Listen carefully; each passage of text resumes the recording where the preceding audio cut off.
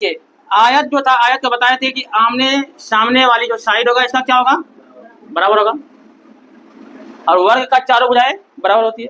इसको हम लोग क्या बोलते हैं, लेंथ। क्या बोलते हैं, लेंथ। लेंथ को हिंदी में क्या बोलते हैं, लंबाई, है ना। इसको क्या बोलते हैं, ब्रेथ। क्या बोलते हैं इसको हिंदी में, चौड़ाई। इसका प्रत्येक कोण क्या होता है, 90 डिग्री। इसके बीच में जो इसको हम खींचेंगे क्या बोलेंगे हिंदी में, विकर्ण। क्या बोलेंगे, विकर्ण। क्या बोलेंगे, इसको कि इंग्लिश में बोलते हैं डायगोनल। डायगोनल को किससे सूचित करते हैं, डी से। किससे, डी से। समझते जाइएगा। जब हमको लेंथ और ब्रेथ दिया रहेगा और विकर्ण निकालना पड़ेगा तो कैसे निकालेंगे, यानी विकर्ण बराबर आयत का विकर्ण अंडर रूट, क्योंकि यहां पे आपका पाइथागोरस थ्योरम लग जाएगा। 90 डिग्री है ना, दोनों का जो स्क्वायर होगा इसके स्क्वायर के बराबर होगा। इस दोनों का स्क्वायर इसके स्क्वायर के बराबर होगा। यानी आयत का विकर्ण बराबर, जब इस पे स्क्वायर हटेगा तो इस पे रूट आ जाएगा। लंबाई, लंबाई को क्या लिखेंगे, यल स्क्वायर प्लस, समझ में आया, या इसको क्या लिखेंगे शॉर्ट में, डी। डी का मतलब क्या है, डायगोनल। डायगोनल मींस विकर्ण बराबर L square plus B square. कोई कंफ्यूजन। यदि आपका यदि विकर्ण का मान दिया रहे और इस सब का भी किसी एक का मान नहीं दिया रहे तो वो भी निकल जाएगा। इससे दिखेगा लेंथ बराबर अंडर रूट डी स्क्वायर अब माइनस। कोई कंफ्यूजन। बी का निकालना पड़ेगा under root D square minus, D का मतलब क्या, यल का मतलब, बी का मतलब। कोई कंफ्यूजन, कोई कंफ्यूजन नहीं ना। चलिए इस पे क्वेश्चन लिखिए। लंबाई, एक आयत की लंबाई लेंथ, लंबाई 12 मीटर तथा चौड़ाई 5 मीटर है, तथा चौड़ाई 5 मीटर है, तो विकर्ण ज्ञात करें। डायगोनल डी बराबर वाइट बनाइए आप लोग पहले।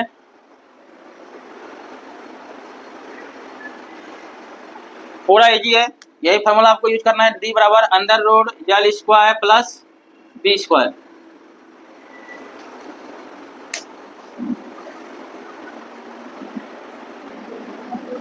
चलिए देखें यहाँ पे यल का मान कितना है आपका, 12 पर होल स्क्वायर और प्लस 5 पर होल स्क्वायर। 12 गुना 12 करेंगे तो 144, 5 गुना 5 25 बराबर, दोनों को ऐड करेंगे 169।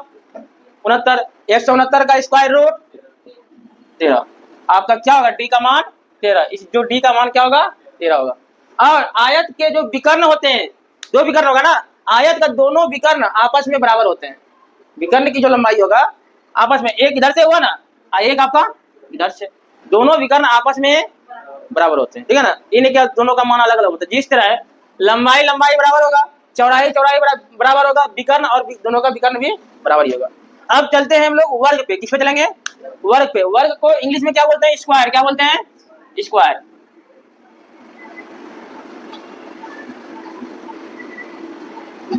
वर्ग में अंतर यही है कि वर्ग की चारों साइड बराबर होती है और आयत का होगा दो ही साइड, इसमें चारों साइड। और इसमें भी प्रत्येक कोण क्या होता है, 90 डिग्री होता है। प्रत्येक कोण 90 डिग्री, यानी चारों का जो होता है इसको हम क्या मानेंगे, ए। तो चारों क्या है, ये चारों क्या है, ए है। चारों जब ए है तो इसमें जब ये विकर्ण आएगा, क्या आएगा, विकर्ण। तो इसमें हम क्या लिखेंगे, विकर्ण बराबर, विकर्ण किसका, वर्ग का, किसका, वर्ग का विकर्ण बराबर, यानी दोनों भुजा तो बराबर है, भुजा स्क्वायर और प्लस भुजा स्क्वायर, यही बोलेंगे ना, भुजा स्क्वायर प्लस भुजा स्क्वायर। इंग्लिश में इसको क्या बोलते हैं, साइड। क्या बोलते हैं, साइड। आप देखिए यहाँ पे इसका मान क्या है, ए और प्लस ए, क्या हो जाएगा, ए स्क्वायर प्लस ए स्क्वायर 2a स्क्वायर। यानी जो डी बराबर हुआ इसको शॉर्ट में बोलते हैं डी। क्या बोलते हैं, डी। विकर्ण का जो इंग्लिश होता है डायगोनल, डायगोनल का जो पहला स्टार्टिंग क्या होता है, डी से होता है। अब देखिए डी बराबर आपका क्या आया, √2a स्क्वायर। क्या इससे कुछ बाहर आएगा, ए देखिए आपका क्या बाहर, ए गुना ए होगा ना, ए को बाहर लेते आएंगे, डी बराबर क्या हो जाता है इसमें, a√2, यानी आप लिख सकते हैं वर्ग का विकर्ण बराबर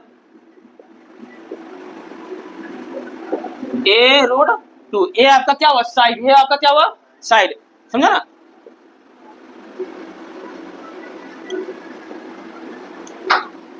चलो इसको नोट कीजिए, तो नोट कीजिए। एक वर्ग की प्रत्येक भुजा, एक वर्ग की प्रत्येक भुजा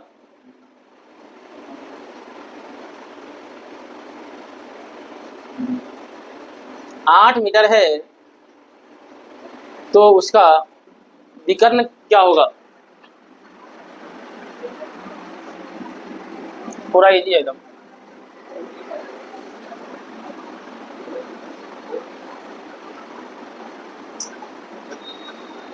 कुछ नहीं करना है, सिर्फ जैसे 8 आया, 8 गुना √2 क्या हो जाएगा, 8√2। इसमें कुछ करना है या नहीं है आपको,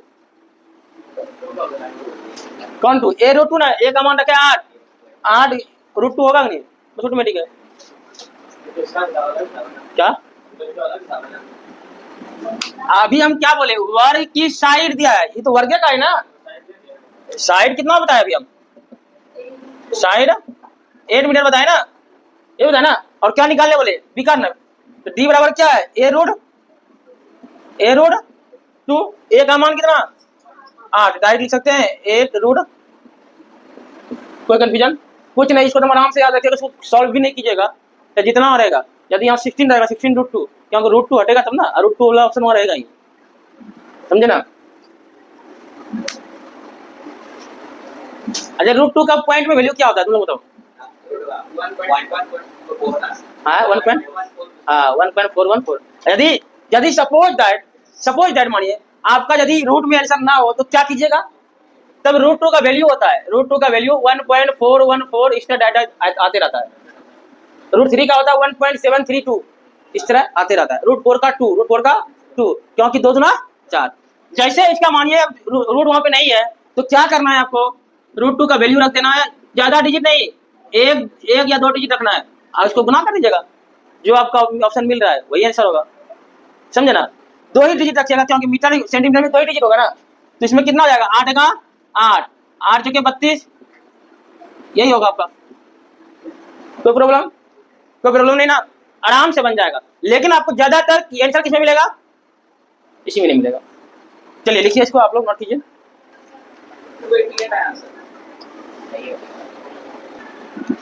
एक अगला लिखिए, एक वर्ग की प्रत्येक भुजा, आंसर हमको तुरंत चाहिए एकदम, एक वर्ग की प्रत्येक भुजा 16 मीटर है, तो उसका विकर्ण ज्ञात करें। बोलिए तुरंत आंसर इसका, 16√2, सबसे इजी आया नहीं, बहुत कम समय में आपका निकल जाएगा।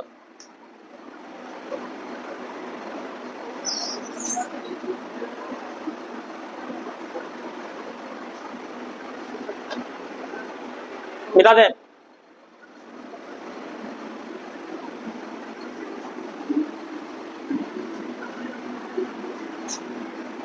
चलिए आयत और वर्ग का आप लोग कंफ्यूजन दूर हो गया, इसमें कोई ज्यादा चीज आपका नहीं है, इसी से क्वेश्चन आप लोग घुमा के रखिए, अभी यहाँ बनवाएंगे, ठीक है ना। और कल बताए थे आप लोगों को किस पे, और वृत्त पे भी बताए थे, वृत्त त्रिभुज भी बताए थे ना, त्रिभुज बताए थे, एक बताए थे हिरोन का सूत्र, एक बताए थे समकोण त्रिभुज का क्षेत्रफल, समकोण त्रिभुज का क्षेत्रफल जो कि 1/2 गुना आधा गुना ऊंचाई, यही बताए थे ना, देख लीजिए। चलिए अब चलते हैं एक त्रिभुज पे, लिखिए एक त्रिभुज का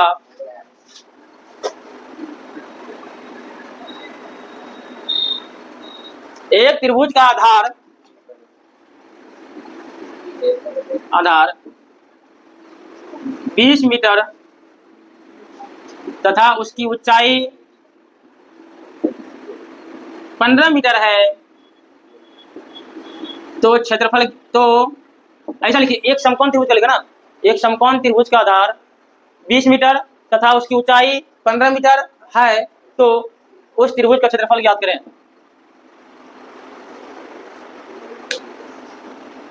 देखिए एक क्वेश्चन देखिए यहाँ पे, तो समकोण त्रिभुज का क्षेत्रफल समकोण त्रिभुज का क्षेत्रफल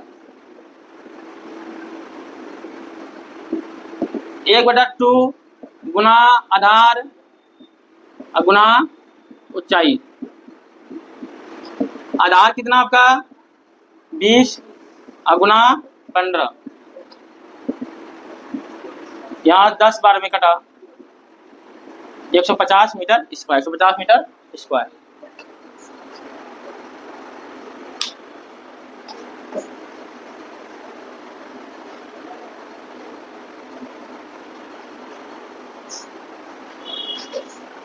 और ध्यान समझिए, आपका कभी भी परिमाप का जो यूनिट होगा ना, बता नहीं राज, परिमाप का यूनिट किसमें होगा?